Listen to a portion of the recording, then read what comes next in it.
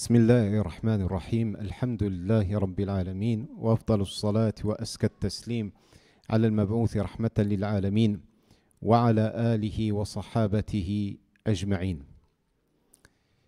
أما بعد، إخوة الإيمان، نواصل رحلتنا في مرتقى الأبرار إلى منازل الأخيار. أسأل الله تبارك وتعالى أن يجعلنا منهم جميعا.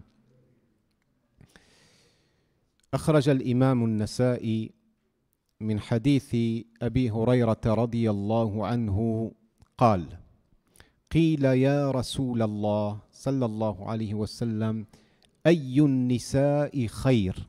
أي النساء خير؟ فقال عليه الصلاة والسلام: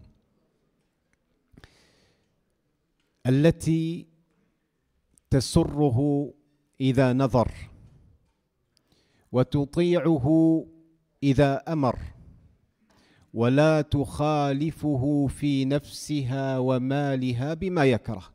صدق رسول الله صلى الله عليه وسلم. Nous poursuivons, mes chers frères et sœurs en islam, notre série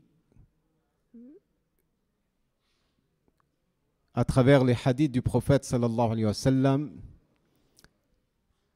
qui nous oriente vers les degrés les plus hauts, les plus élevés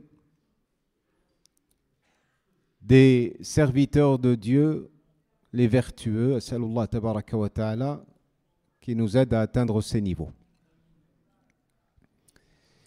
L'imam al-Nasa'i rapporte avec une chaîne de transmission qui remonte jusqu'à Abu Hurayra radiyallahu anhu wa arda, qui dit: le prophète sallallahu alayhi wa sallam a été interrogé au sujet de la meilleure femme. Quelle est la meilleure femme au messager de Dieu sallallahu alayhi wa sallam? Le prophète sallallahu alayhi wa sallam répond: la meilleure, c'est celle quand tu la regardes, elle te fait plaisir. Lorsque tu lui demandes de faire quelque chose, elle le fait. Et celle qui ne fera jamais ce que tu détestes dans son corps et dans ses biens. Sallallahu alayhi wa sallam. Une femme est venue interroger donc le prophète sallallahu alayhi wa sallam. Quelle est la meilleure femme? Regardez déjà l'ambition de ces femmes à l'époque du prophète sallallahu alayhi wa sallam. Quelle est la meilleure femme?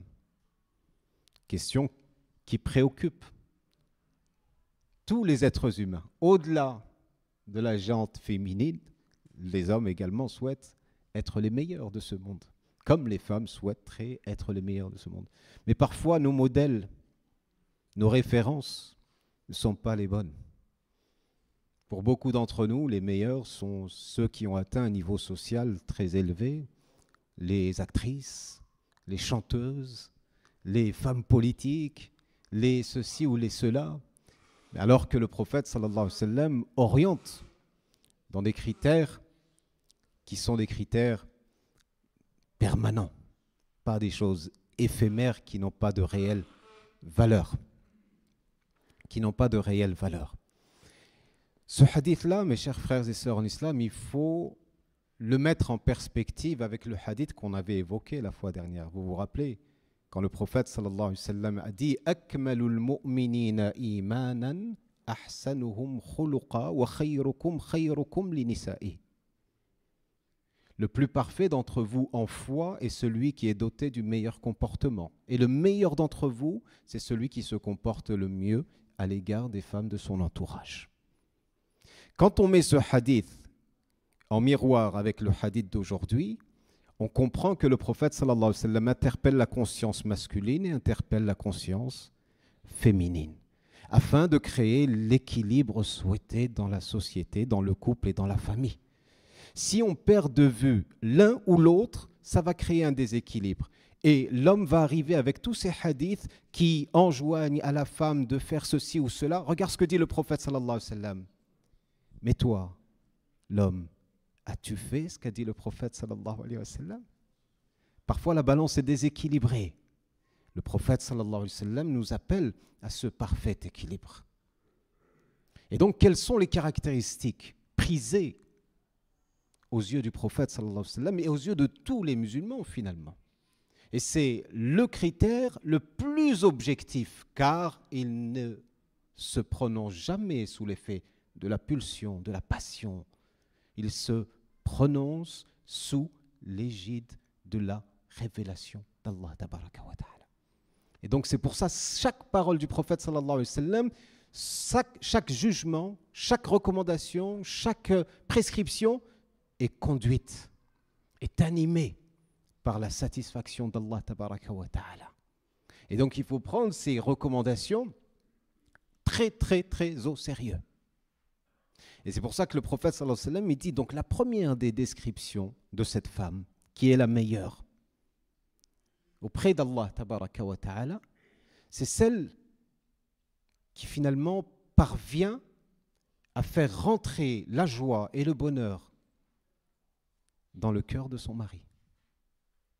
Lorsqu'une femme est regardée par son époux et que celui-ci, juste en la regardant, il se réjouit de la voir à ses côtés, elle fait d'ores et déjà partie des meilleures femmes auprès d'Allah tabaraka wa ta'ala. Alors il faut souligner une chose ici très importante, c'est quand je vous ai dit lorsqu'il la regarde, la première des choses peut-être qui nous vient à l'esprit, c'est quoi? C'est le côté esthétique, c'est la beauté de la femme. C'est vrai ou pas? Il n'y a pas que ça. Ça en fait partie, certes, mais il n'y a pas que ça. Mais d'abord, c'est la femme, lorsque tu la regardes, tu constates son bon comportement.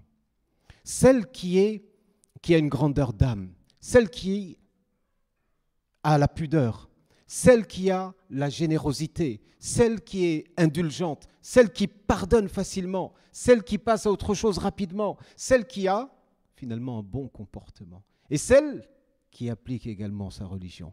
Lorsque tu vois ta femme prendre le mushaf et lire dans le Coran Karim, en tant que musulman, ça doit te réjouir. En tant que musulman, tu dois être heureux que ta femme se prosterne, comme toutes les musulmanes. Tu dois être heureux que ta femme adopte ce que dit Allah tabaraka wa ta'ala dans le Coran et suit la sunna du prophète sallallahu alayhi wa sallam. Ça, ce sont des choses qui doivent réjouir un mari. Mais également, le côté spirituel, physique, et la beauté est relative. Ce qui va plaire à un tel ne va pas forcément plaire à un tel, mais le prophète sallallahu alayhi wa sallam ici donne une recommandation particulière, c'est que la femme doit prendre soin de son corps et d'elle pour son mari. Elle doit prendre soin d'elle pour son mari. Aujourd'hui, nous avons inversé la tendance. Lorsqu'elle sort à l'extérieur, elle se met sur sa tenue la plus belle, la plus parfaite. Elle se parfume des plus beaux parfums. Le mascara, le fond de teint, le rouge à lèvres, le ceci, le cela, elle attire le regard. Mais arrivée à la maison, elle est toujours en pyjama. Elle est riha de thoum, l'ail, salade tomate oignon, il y a la totale. Elle est négligée. Elle n'attire pas le regard de son mari. Son mari ne se réjouit pas en la regardant parce qu'elle ne prend pas soin d'elle. Elle ne prend pas soin d'elle. Et ça, en réalité, c'est une des causes qui provoque énormément de problèmes dans les couples. C'est-à-dire que le mari, il observe des choses dehors, il vient à la maison, il ne retrouve pas son confort. Il n'est pas apaisé, il n'est pas tranquille, il n'est pas serein. À l'extérieur, il est sous tension et à la maison, il est sous tension. Alors que les caractéristiques des meilleures femmes, dit le prophète sallallahu alayhi wa sallam, c'est celle qui parvient à faire rentrer la joie et le bonheur dans le cœur de son mari. Et il ne lui faut pas grand-chose. Mais l'intelligence, en fait, de cette femme est de savoir trouver ou faire rentrer le bonheur dans le cœur de son mari. Et quand elle adopte cette première caractéristique, eh bien, les autres vont suivre. les autres vont suivre. Déjà, c'est quelqu'un qui n'est pas négligé dans sa personne, c'est quelqu'un qui n'est pas négligé dans sa religion, c'est quelqu'un qui n'est pas négligé dans ce qu'elle fait tous les jours. Et cette femme-là parvient à apporter la stabilité et la sérénité dans son foyer. Qu'Allah tabaraka wa ta'ala nous donne des femmes pieuses. Qu'Allah tabaraka wa ta'ala donne aux épouses des hommes également qui sont pieux. Et ceux qui ne sont pas mariés encore, ne visez pas juste la beauté et l'esthétique. La beauté, elle va s'arrêter un jour ou l'autre. Le prophète sallallahu alayhi wa sallam dit les femmes sont prisées pour 4 choses. Pour sa beauté, pour son argent, pour son rang social et pour sa religion. Fadfar bidhati ad-din, nous dit le prophète sallallahu alayhi wa sallam, saisis-toi à pleine main de celle qui a la religion, elle qui a la foi. Celle qui a la foi te réjouira fi dunya ou fil akhirah. Nous, ce que l'on souhaite, ce n'est pas un mariage simplement qui est basé sur des choses éphémères. Ce que l'on souhaite, c'est un mariage qui aboutisse. Le jour où on va traverser Sirat, tu traverses avec ta famille, tu traverses avec tes enfants. Et quand tu es devant la porte du paradis, tu constates que tu as ton épouse avec toi, tu as tes enfants avec toi. C'est ça l'ambition de la construction de la famille, ici, dans ce bas monde.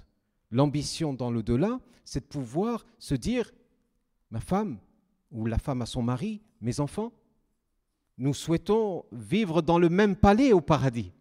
Voilà ce que l'on recherche, voilà ce que l'on veut. Ce n'est pas simplement des choses qui sont éphémères et qui ne vont pas durer.